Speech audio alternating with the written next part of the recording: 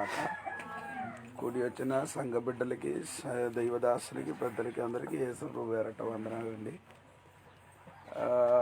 ఈ సహోదరి కోసం నేను ప్రార్థన చేయడానికి ఇక్కడికి వచ్చిన సమయంలో నాకు బండిలోంచి పడి నా కాలు ఇరిగిపోయింది. అప్పుడు నేను ఇక్కడికి రాలేకపోయింది. తర్వాత కొన్నిసారి ఇక్కడ రావడానికి అన్ని పిలిచారు కానీ ఇక్కడ రాలేకపోతున్నాను. దేవుని కృపను బట్టి ఈరోజు రావడానికి దేవుడు సహాయం చేసిన. ఈ ఇంటికి రాకుండా సాతాను అడ్డుపరుచున్నాం. ఏదో విడుదల ఈ కుటుంబంలో జరగడానికి పోతున్నారండి. స్తోత్రం. అందుకని మీరందరూ ప్రార్థన చేయండి. ఈ ప్రార్థన వలన కుటుంబంలో ఒక మంచి విడుదల జరగబోతున్నారు. యెషయా గ్రంథం నుండి ఒక వాక్యం చదువుతున్నారు. 64 అధ్యాయం యెషయా గ్రంథము 64లో 8 వచనం చదువుతాం. యెహోవా, నీవే మా తండ్రివి, మేము జిగట మన్ను, నీవు మాకు కుమ్మరి వాడవు. చాలండి. ఇప్పుడు చదివిన ఈ వాక్యంలో 4 విషయాలు ఉండండి. అది ఎంత సమయం చెప్తానని నాకు తెలియదు. దేవుడు నాకు ప్రేరణ ఇచ్చినట్టుగా చెప్తున్నాను. ఒకటి మీరు చదివారా? ఒకసారి కూడా ఆ వాక్యం వినండి. యెహోవా నీవే మాకు తండ్రివి అండో. ఒకటి యెహోవా, 2 యెహోవా మనకు తండ్రి, 3 మేము జిగట మన్ను, మనమందరి జిగట్టమన్ను, 3వది, 4 నువ్వు నాకు కుమ్మరి వాడవు. అప్పుడు దేవుడు మనకు కుమ్మరి అండి. స్తోత్రం. 4 మాటల నుండి కొన్ని మాటలు చెప్తున్నా నేను ఇష్టపడుతున్నారండి. యెహోవా అని పదాన్ని పట్టుకొని మనం ముందు కడతాను. యెహోవా అని పదము మనం తెలుసుకుంటే మనము విశ్వాసములు ఊరకంగా నిలబడుతున్నారండి. మలాకి గ్రంథము 3వ అధ్యాయము 6వ వాక్యం చూడండి. యెహోవా అని చెప్పిన ఆ యెహోవా గురించి మలాకి ఏం చెప్పుతున్నారు వినండి. 3:6వ వాక్యం, 3వ అధ్యాయం 6వ వాక్యం. యెహోవా అయినా నేను స్తోత్రం చెప్పొచ్చు కదా.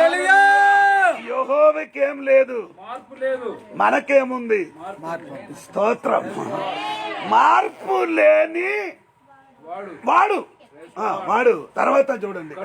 గనుక యాకోబు సంగతి వారైన మీరు లయము కాయలేదు. స్తోత్రం. ఎందుకు? మనం ఎందుకు లయము కాలేదు? యెహోవాకేం లేదు, మనకు వండి మార్పు కలిగింది అయితే మనం ఎప్పుడో లయం అయిపోతుంది. దేవునికి ఏం లేదండి, మార్పు లేదు. స్తోత్రం. అంటే మార్పు లేని దేవుడి ఉన్న గనుక మనమేమవలేదు, నశించపోగలేదు, నాశనమాగలేదు. నీ ఎన్నిసార్లు రోగములు, సమస్యలు నీ జీవితములు కలిగింది, నీ ఎందుకు నశించపోగలేదు? మార్పు లేని దేవుడు ఉన్న గనుక. స్తోత్రం. మనుష్యుడు మాత్రం ఏమవుతున్నది? మార్పు కలిగిన వాడు. స్తోత్రం.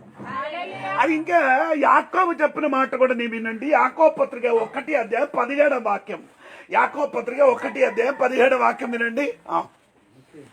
నా ప్రియ సహోదరులారా, మోసపోకుడి. శ్రేష్టమైన ప్రతి ఈగలు సంపూర్ణమైన ప్రతి వరమును పర సంబంధమైన జ్యోతిర్మయుడగు తండ్రి యొద్ద నుండి వచ్చును. ఆయన యందు ఏ చంచలత్వము లైనను గమనాగమనములు కలుగు ఏ ఛాయను లేదు. స్తోత్రం చెప్పొచ్చు కదా. ఆ దేవుడికి, యెహోవా దేవుడికి ఏం లేదు, చంచలత్వం లేదు. చంచలత్వం అంటే మీకు అర్థమైంది కదా. అది తెలుగులో చంచలత్వం అంటే మీ వలన అట్టట్టు నీ మనసు ఎలాగా ఊగుతున్నారో అలాగా దేవునికి ఏం లేదు, ఊగడం లేదు. మనసు మారిపోతున్నారు ఈ రోజు. స్తోత్రం. ఈ రోజు దేవునికి స్తోత్రం నా పక్షములు నిలబడుతుంది. ఎవరి పక్షం? జోడి పాస్టర్ పక్షములు. రేపు ఎల్లుండి ఇంకొకరు. అదే అంతే. మనకు ఏముంది? చంచలత్వం ఉంది. దేవునికి మాత్రమే ఏం లేదు. స్తోత్రం చెప్పండి. ఆ చంచలత్వం లేను కాబట్టి మనము నశించబోవాలి. మనకు కలిగినట్టుగా మనలోని ఉన్న స్వభావం వలన దేవునికి ఉంటే మనం ఎప్పుడో లయం అయిపోతాను. స్తోత్రం. అందుకని నేను చెప్పిన మాట మర్చిపోకూడండి. యెహోవా అయిన దేవుడికి ఏం లేదండి, మార్పు లేని దేవుడే. స్తోత్రం. అందుకని మనం ఏమవలేదు, లేమైపోయింది. ఇది మళ్ళా విలాప పుస్తకం చూడండి. విలాపము యెరెమీయా గ్రంథ తర్వాత 3వ అధ్యాయం 22వ వాక్యం చూడండి. 3వ అధ్యాయం 22వ వాక్యం వెంటనే చూడండి. త్వరగా చదవండి. 3:22 విలాపము 3వ అధ్యాయం 20.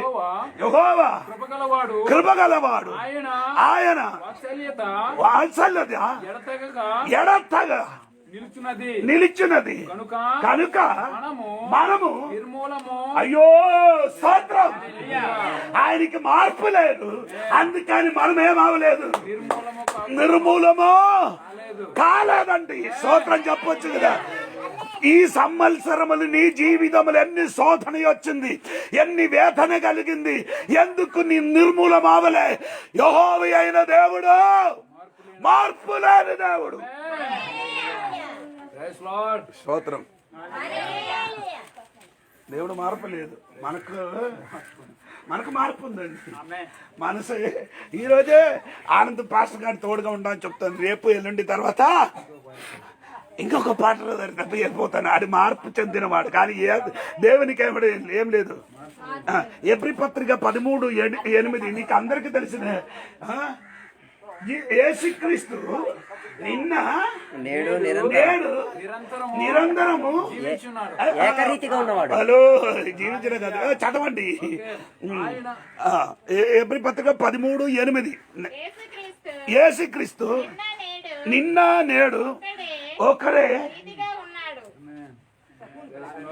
ఎలాగా ఉంది?